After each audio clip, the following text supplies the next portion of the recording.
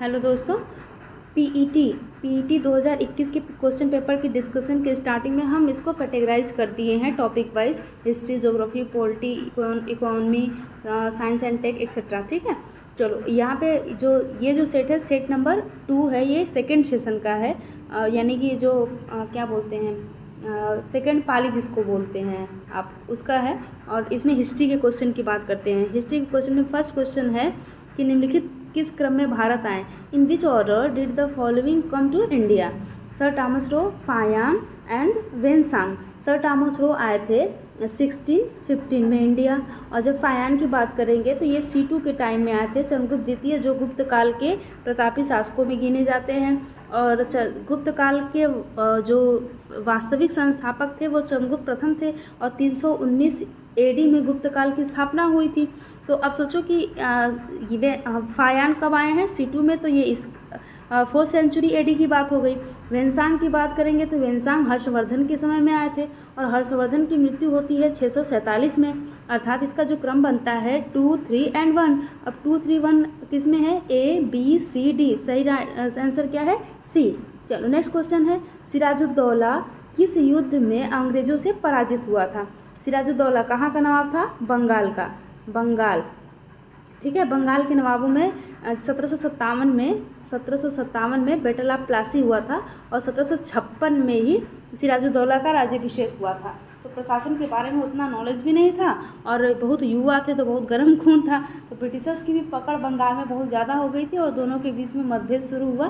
Britishers ने कोलकाता का जो किला था बिना सिराजुद्दौला के सहमति से ही उसका ये फोर्टिफिकेशन स्टार्ट कर दिया था, यानी किलेबंदी स्टार्ट कर दिया था, जिस वजह से और भी कई सारे मुद्दे, कॉइन्स को लेके प्रॉब्लम थी, और ट्रेड एंड कॉमर्स को लेके प्रॉब्लम थी। तो इस वजह से बैटल ऑफ प्लासी हुआ 1757 में, और इसमें अंग्रेज़ों ने सिराजुद्दौला को बहुत बुरी तरह से पराजित किया। हालांकि मीर जाफ़र जो सिराजुद्दौला का सेनापति था, इन लोगों ने मीर कासिम ने धोखा दिया था, इस वजह से सिराजुद्दौला पराजित हुए थे। ठीक है, चलो नेक्स्ट ऑप्शन भी देखते हैं, battle of Buxar. Battle of Buxar कब हुआ था? ये हुआ था 1764 में। 1764 में किसके किसके बीच? एक तरफ ब्रिटिशर्स थे, और अपोजिट सेक्शन में कौन था? ये मुग़ल बादशाह थे उस समय, शाह आलम द्वितीय, अवध के नवाब शुजाउद्दौला, और बंगाल के रिटायर्ड नवाब थे मीर कासिम। ठीक है, इन एक तरफ 3 पक्ष, एक तरफ ब्रिटिशर्स। तो ये युद्ध क्लेश हुआ था, जिसमें 3 भारत के उस समय, यदि हम ये कहें कि साम्राज्य, 3 भारत के बहुत जाने माने साम्राज्य एक तरफ, और एक तरफ ब्रिटिशर्स, तो उन्होंने तीनों की संयुक्त सेना को पराजित किया था। इस वजह से उनके जो कॉन्फिडेंस थे वो बहुत तेज़ी से बूस्ट हुए, और भारत की इकोनॉमी में इसका बहुत ज़्यादा उनको लाभ मिला था इस वॉर का। ठीक है, चलो नेक्स्ट है वांडीवास का युद्ध। वांडीवास के युद्ध की बात करेंगे तो ये हुआ था 1760 में। 1759 में बैटल ऑफ वेदरा हुआ था, जो डचों के साथ ईस्ट इंडिया कंपनी का हुआ था, और 1760 में बैटल ऑफ वांडीवास हुआ था। ये मद्रास और पुदुचेरी के बीच में एक जगह है वांडीवास, जिसमें ब्रिटिशर्स ने फ्रांसीसियों को बहुत बुरी तरह से पराजित किया था। ठीक है, चलो नेक्स्ट क्वेश्चन। तो राइट आंसर आपको समझ में आ गया होगा, क्या है? Battle of Plassey. Question number 3 की बात करते हैं, निम्न में से कौन हड़प नीति का कट्टर समर्थक था? Doctrine of lapse. तो इसके लिए तो डॉक्ट्रिन ऑफ लैप्स का जनक यानी फादर किसे कहा जाता है? लॉर्ड डलहौजी को।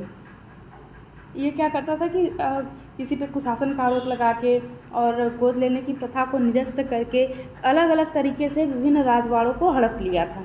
जैसे अवध पे कुशासन का आरोप लगाया था, और सिक्किम पे भी कुशासन का आरोप लगा था, और सूरत को भी हड़प लिया था इन्होंने। कई सारे संभल, ये सब कई सारे डायनेस्टी थे उस समय, उनको उन्होंने हड़पा था लॉर्ड डलहौजी ने।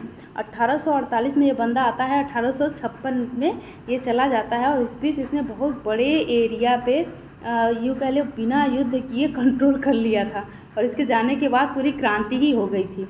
ठीक है, लॉर्ड वेलेस्ली की बात करेंगे तो ये सहायक संधि के लिए फेमस है। ये लॉर्ड वेलेस्ली किसके लिए फेमस है? सहायक संधि के लिए।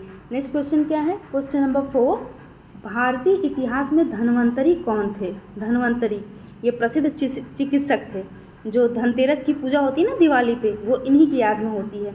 ठीक, ये धन्वंतरी चिकित्सक थे। कब थे ये? चंद्रगुप्त विक्रमादित्य। जब आप सिलेबस हिस्ट्री का देखेंगे तो इसमें स्पेसिफिक है गुप्ता काल का, जिसमें चंद्रगुप्त के बारे में आपको स्पेशली पढ़ना है। तो चंद्रगुप्त के बारे में ये फर्स्ट पाली में भी आया था और सेकेंड में भी आया है। ये चंद्रगुप्त विक्रमादित्य की सभा को सुशोभित किए करने वाले प्रसिद्ध चिकित्सक थे। तो राइट आंसर बी। ठीक है, चलो नेक्स्ट क्वेश्चन नंबर 4 हो गया। क्वेश्चन नंबर 5 की बात करते हैं। क्वेश्चन नंबर 5, मौर्यकालीन भारत के विवरण वाली इंडिका के लेखक कौन थे? इंडिका जो मेगास्थनीज, मौर्यकालीन मेगास्थनीज, जब चंद्रगुप्त प्रथम जब मौर्य वंश की स्थापना किए थे, उस समय जब वो प्रशासन पूरा चला रहे थे, चाणक्य थे, उसी समय यूनानी यात्री आए थे मेगास्थनीज, और इन्होंने ही लिखी थी इंडिका नामक पुस्तक। ठीक है, तो मेगास्थनीज ने ही लिखी है इंडिका नामक पुस्तक। बाकी वेनसांग और फायान का तो डिस्कशन हमने पीछे कर लिया है। क्वेश्चन नंबर 6 की बात करते हैं। साइमन कमीशन किस वर्ष भारत में प्रथम बार आया था? यदि हम साइमन कमीशन के गठन की बात करें तो 1927 में साइमन कमीशन की गठन हुई थी, और इसमें 7 मेंबर थे, और 7 मेंबर ब्रिटिशर्स थे। और 1919 का जो अधिनियम था, 10 साल बाद इसी की जांच करनी थी कि भारतीय परिप्रेक्ष्य में ये प्रभावी है या इसमें कुछ परिवर्तन करने की ज़रूरत है। तो ब्रिटेन में चुनाव होना था, तो वहाँ के राजा को लगा कि चुनाव यदि हम हार जाएंगे तो ये रूल्स जो हैं हट जाएंगे। तो उन्होंने क्या किया, एक कमीशन गठन किया, जिसे सर जॉन साइमन जिसके अध्यक्ष थे, इस वजह से इसको साइमन कमीशन कहा गया। और कमीशन जो है वो 2 साल पहले गठन हो गया। दूसरी चीज़, इसमें सभी के सभी सदस्य ब्रिटिशर्स थे। सबसे बड़ी प्रॉब्लम ये है क्योंकि कानून जो एग्जीक्यूट हुआ है वो इंडिया में हुआ है, तो कानून अच्छा है या बुरा है, इसका पॉजिटिव इम्पैक्ट पड़ा, नेगेटिव इम्पैक्ट पड़ा, ये इंडियंस तय करेंगे ना। लेकिन यहाँ पे कौन तय कर रहा है? ब्रिटिशर्स को ये तय करने का राइट दिया गया है। तो जैसे ही साइमन कमीशन भारत पहुँचा, 1927 में गठन हुआ था, भूलना नहीं है आपको, और भारत आया था ये 1928 में। ठीक है, और सबसे पहले साइमन कमीशन कहाँ पहुँचा? बॉम्बे पहुँचा। ये प्रश्न है जो 1 लाइनर फैक्चुअल प्रश्न बनते हैं। 7 मेंबर, सारे ब्रिटिशर्स, 1927 में गठन, 1928 में भारत आया बॉम्बे में, और पूरे इंडियंस इसका विरोध किए, और इसी समय साइमन गो बैक के नारे लगे, और इसी में लाला लाजपत राय को लाठीचार्ज हो गया था, बेचारे फिर टपक पड़े थे। तो इस वजह से ये पूरी स्टोरी के साथ याद रखोगे तो थोड़ा आसान हो जाएगा। ठीक है, तो साइमन कमीशन कब गठन हुआ? 1927। कब आया? 1928।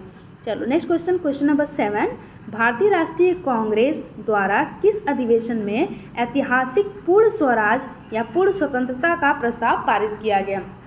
ये बहुत फेमस है। कांग्रेस सेशन आपको पूरा पढ़ना पड़ेगा, क्योंकि कांग्रेस सेशन में महत्वपूर्ण इंसिडेंट हैं जहाँ से प्रश्न पिकअप किए जाते हैं। ठीक है, तो भारतीय राष्ट्रीय कांग्रेस का जैसे अभी जो फर्स्ट पाली थी उसमें हरिपुर अधिवेशन की बात हुई थी कि सुभाष चंद्र बोस के जगह पे कौन आया था। ठीक है, तो वैसे ही कांग्रेस का पूरा सेशन इम्पोर्टेंट है। तो कांग्रेस के लाहौर सेशन में 1929 में कांग्रेस के लाहौर सेशन में, जिसकी अध्यक्षता जवाहरलाल नेहरू ने करी थी, उसमें पूर्ण स्वराज का नारा पास हुआ था। और इसी समय डिसाइड किया गया था कि 1930 को 26 जनवरी 1930 को भारत में प्रथम स्वतंत्रता दिवस मनाया जाएगा। ठीक, ये तो इसका राइट आंसर क्या होगा? लाहौर सेशन। नेक्स्ट क्वेश्चन की बात करते हैं। नेक्स्ट क्वेश्चन है क्वेश्चन नंबर 8, निम्न का मिलान करें। ए गदर इंडियन नेशनल आर्मी, और बी गदर पार्टी, सी मित्र मेला, और D home rule league. Indian national army की स्थापना हुई थी 1942 में। कैप्टन मोहन सिंह ने स्थापना करी थी, मलाया में करा था इन्होंने। और जापान में जो इंडियंस थे जो ब्रिटिशर्स की तरफ से लड़ रहे थे, तो फिर जब ब्रिटेन जापान को छोड़ के चला गया तो जो इंडियंस थे उनको कलेक्ट करके क्या नाम है, कैप्टन मोहन सिंह ने ये एक पूरी आर्मी बनाई थी जिसे इंडियन नेशनल आर्मी कहा गया। ठीक है, और फिर बाद में इससे सुभाष चंद्र बोस जुड़ गए, तो इसलिए जिसे आज़ाद हिंद फौज कहते हैं। तो इसका सही आंसर क्या होगा? सुभाष चंद्र बोस, क्योंकि ऑप्शन में कैप्टन मोहन सिंह नहीं है। नेक्स्ट है गदर पार्टी। गदर पार्टी की स्थापना 1913 में सैन फ्रांसिस्को में हुई थी, लाला हरदयाल ने किया था। ठीक है, इसका हो गया गदर पार्टी, लाला हरदयाल। नेक्स्ट है मित्र मेला। मित्र मेला की स्थापना हुई थी 1899 में ब्रिटिश सावरकर द्वारा। नेक्स्ट है होम रूल लीग मूवमेंट 1916 में, किसके द्वारा? एनी बेसेंट के द्वारा। ठीक है, मित्र मेला वीर सावरकर के द्वारा। तो अब इसका राइट जो मैच है वो क्या होगा? देखो, देखो 1 का 2 और ए का 2, बी का 1, ए का 2, बी का 1, तो राइट आंसर क्या होगा इसका बी। राइट आंसर क्या होगा बी। चलो नेक्स्ट क्वेश्चन नंबर 9 की बात करते हैं। क्वेश्चन नंबर 9 में निम्न में से किसने महात्मा गांधी के खिलाफत आंदोलन से जुड़ने का विरोध किया था। खिलाफत आंदोलन शुरू हुआ था 1919 में। मुद्दा क्या था कि जो ये मुस्लिम जगत के जो सबसे हाईएस्ट पोस्ट थे खलीफा का, उसको ख़त्म करने की बात चल रही थी, जिससे मुस्लिम जगत नाराज़ हो गए थे। ठीक है, तो इसी को लेकर मूवमेंट शुरू हुआ था। तो महात्मा गांधी को मोहम्मद अली जिन्ना ने कहा कि भाई आप जो ये मूवमेंट कर रहे हैं उसमें मुस्लिम और हिंदू में तनाव बहुत ज़्यादा था। तो महात्मा गांधी को लगा कि यदि हम मुस्लिम लोगों का सपोर्ट करते हैं खिलाफत मूवमेंट में, तो भारत की जो हिंदू मुस्लिम विवाद शुरू हो गए हैं वो एकता में तब्दील हो जाएगा। ठीक है, लेकिन जिन्ना को लगता था कि यदि पॉलिटिक्स में धर्म को लाया जाएगा तो सब कुछ डिस्ट्रॉय हो जाएगा। तो मोहम्मद अली जिन्ना कहते हैं कि धर्म को पॉलिटिक्स में मत लाइए, जबकि यहीं पे महात्मा गांधी कहते हैं कि धर्म के बिना राजनीति नहीं है। कौन सा धर्म? जो हम कहते हैं बड़ों का सम्मान करना चाहिए, सबके प्रति दया भाव रहना चाहिए, इस प्रकार के धर्म की बात की थी महात्मा गांधी ने। ठीक है, तो इस क्लेश की वजह से मोहम्मद अली जिन्ना ने खिलाफत मूवमेंट में, मुस्लिम मूवमेंट होते हुए भी जिन्ना ने इसका सपोर्ट नहीं करा था। तो राइट आंसर क्या हो जाएगा सी। ठीक है, क्वेश्चन नंबर 10 की बात करते हैं। क्वेश्चन नंबर 10, निम्नलिखित में से कौन सा क्रांतिकारी, एक्चुअली मैं वो मेरे बगल में ट्रेन की पटरी है तो उस ट्रेन की आवाज़ जा रही होगी। ठीक है, तो इसके लिए हम क्षमा प्रार्थी नहीं है, ये सिस्टम है। क्वेश्चन नंबर 10, निम्न में से कौन सा क्रांतिकारी संगठन काकोरी षड्यंत्र केस में शामिल था। काकोरी षड्यंत्र की बात करेंगे तो ये 1925 में हुआ था। काकोरी नामक स्थान पे कुछ फ्रीडम फाइटर्स थे, उन्होंने पूरी ट्रेन को लूटा था, उनको वेपन्स चाहिए थे। ठीक है, इस वजह से तो ये जो इसी समय सचिंद्र सान्याल एक रिवॉल्यूशनरी थे, क्रांतिकारी सचिंद्र सान्याल, और इन्होंने एक संगठन बनाया था हिंदुस्तान रिपब्लिकन एसोसिएशन, जो आगे चल के हिंदुस्तान सोशलिस्ट रिपब्लिकन एसोसिएशन बनता है। ठीक है, तो ये जो संगठन है ये भी 1925 में ही बना था, और इसी संगठन के जो मेंबर्स थे, यूथ थे, सभी लोग, गर्म खून था, पूरा ट्रेन ही रोक के लूटना शुरू कर दिए। तो इस समय सपोर्ट किसने करा था? Hindustan Republican association. ओके, चलो अब देखो ज़रा कि अब क्वेश्चन देखो कैसे कैसे क्वेश्चन बने हैं। देखो modern history 1, modern history 2, modern history 3, और ये एंशिएंट हिस्ट्री। ठीक है, 3 मॉडर्न हिस्ट्री, और उसके बाद modern history 4, modern history 5, modern history 6, और मॉडर्न हिस्ट्री 7, मॉडर्न हिस्ट्री 8। यानी कि मॉडर्न हिस्ट्री से, यानी जिसमें कह रहा है कि 5 नंबर आएगा मिक्सअप करके, क्योंकि उन्होंने इस प्रकार से टॉपिक बनाया है कि मिला जुला के पूरा जो पहला पार्ट है एंशिएंट और मेडिवल, तो मेडिवल में इन्होंने जिसको हम मॉडर्न हिस्सा कुछ लेते हैं वो भी इंक्लूड कर दिया है।